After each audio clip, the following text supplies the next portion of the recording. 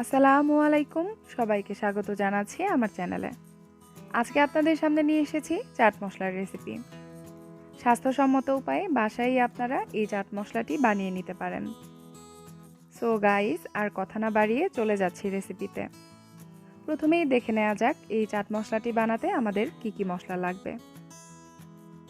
তো এখানে আমি নিয়েছি 1 টেবিল চামচ গোটা ধনিয়া, 1 টেবিল চামচ আস্ত জিরা, 1 টেবিল চামচ মিষ্টি জিরা, রাঁধুনি নিয়েছি 1 টেবিল চামচ, পাঁচফোড়ন 1 টেবিল চামচ, 1 চা চামচ হলুদ সরিষা, 1 চা চামচ কালো জিরা, আরও নিয়েছি 1 চা চামচ কালো গোলমরিচ, মেথি নিয়েছি 1 চা চামচেরও কম, লং নিয়েছি 1 চা চামচ, শুকনা মরিচ নিয়েছি 8 থেকে 10টা, আর বিট লবণ নিয়েছি 1.5 চা চামচ।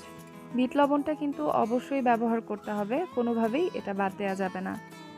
তো চুলায় একটা ফ্রাই প্যান দিয়ে বিট লবণ বাদে সবগুলো মশলা দিয়ে দিচ্ছি।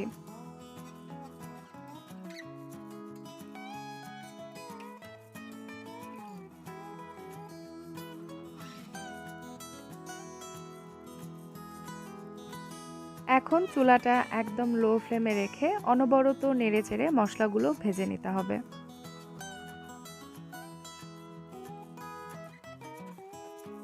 লক্ষ্য রাখবেন যেন মশলাগুলো পুড়ে না যায়, তাহলে কিন্তু চাট মশলাটা তিতা হয়ে যাবে।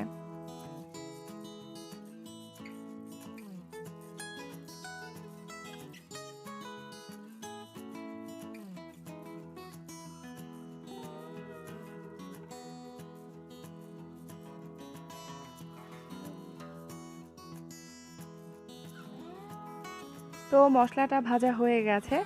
এখন আমি চুলাটা বন্ধ করে এই প্যানটা চুলায় রেখে দিব 2 মিনিটের মতো।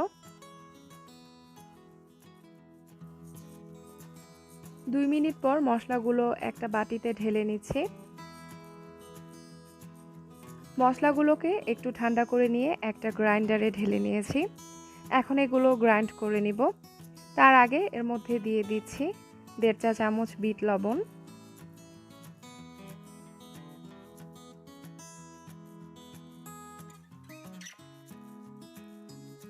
সো গাইস, আমার রেসিপিগুলো ভালো লেগে থাকলে আমার চ্যানেলটিকে সাবস্ক্রাইব করুন।